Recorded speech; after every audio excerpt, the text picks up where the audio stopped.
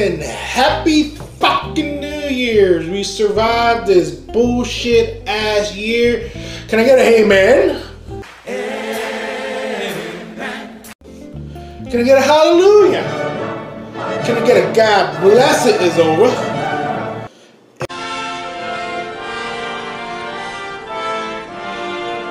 Fucking time.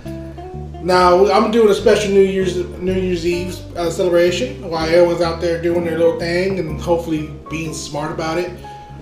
Guns in the air does not help out.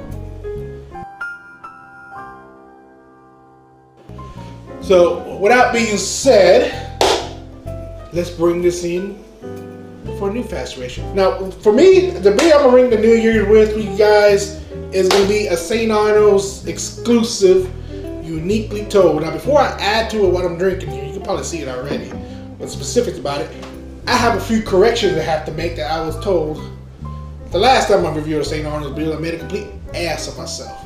So St. Arnold's been around for more than since 1996, so the math on that was extremely off. So they're pushing 20 years.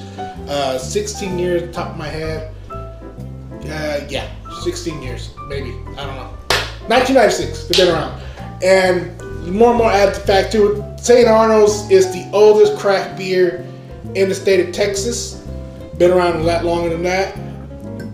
They can argue because in order for you to follow the craft beer rule, it has to be certain limitations to it, and they've been abide by it very well. They pride about it. They're very proudful about their design, the way they make their beers, and they're proud having that moniker, the oldest craft beer in Texas.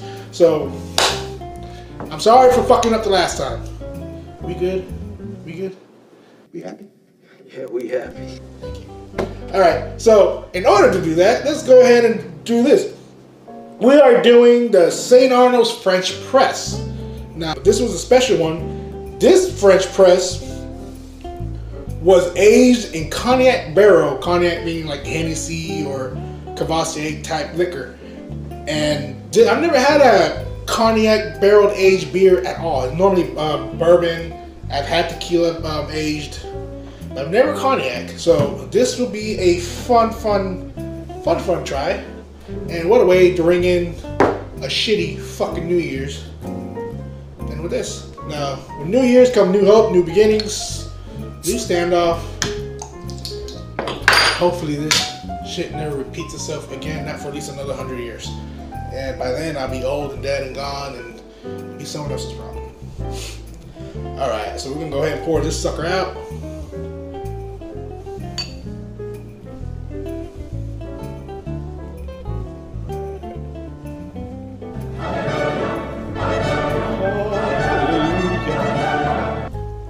Damn, that looks beautiful. God damn, that looks good. God damn. I'm really liking the color of this. This is heaven. Ooh, it smells fruity. So for those who don't know, it smells really fruity. Really, really fruity. What makes cognac so special from other brown liquor is cognac is actually fermented grapes. That's all it is. It's not no mixed mashed barrels or wheat or anything like that. It's just fermented grapes that's been fermented long enough, squashed, they pulled out the alcohol content and aged it in barrel, and that's pretty much cognac. So whenever you have a good cognac liquor, like I say Cavassier is my favorite mid-shelf, but there's been a lot more higher ups that I've tried. You don't really need much. People like mixing it with Dr. Pepper or Dr. Pepper or Coke, but if you do it right, if you get the right liquor, you don't really need much. You probably just need like a lime juice, some ice, and it tastes smooth as is. So if you find a good product, I don't even know what product they use to age or what exact cognac barrel they use, but it doesn't say. 9.3%, which is not bad. I've had worse.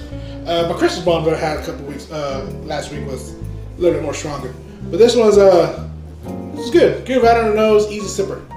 So let's do it. Perfect way to sip it is out of my brandy glass, huh?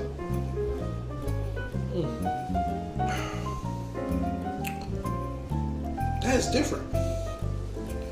that is really different. So, one thing I would take note, extremely off the back, you taste a lot of the cognac. Like you taste it. It tastes really fruity. The coffee aspect of it, because it's still a French press, is completely gone. I don't know if it was intentional or the cognac just overpowered it, but the coffee sense is gone out the window. All I taste is the cognac, which isn't bad. It's just, I was kind of hoping for a good blend. That didn't happen with this.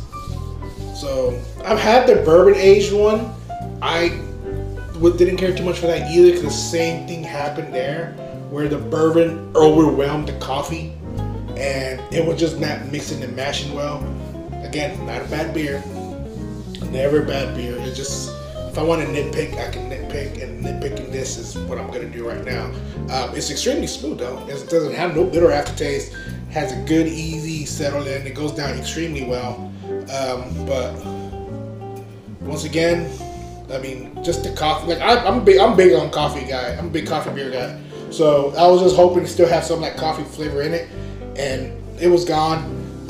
So it sucks. Now, if you just want to get the regular French press, and you like coffee beer like that, go for that. But if you want to pay that extra, moolah for the special editions, like they got the cognac barrel or the bourbon barrel areas, these normally go for like $8 a bottle or $7 a bottle, depending on where you go. It's up to you if you want to try it. Like I've always said before, your flavor is subjectional, and so for me, I'm gonna give it 3 out of 5. It is a good beer. It's just not my favorite anything aged coffee beer. But and I can take any fault from St. Arnold. St. Arnold's been doing good beers since I don't remember. They're one of the reasons why I started drinking craft beers to begin with, and so I'm gonna give them high praises for that, just for that alone. Other than that, go try out the French press though. French press is an extremely good coffee beer. You can't go wrong with that. That tastes literally like coffee out of a can.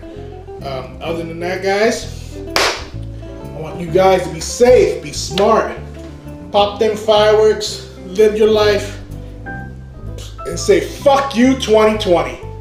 Good day, good night, and party on, Wayne. Party on, Garth. So let's blow this pop stand.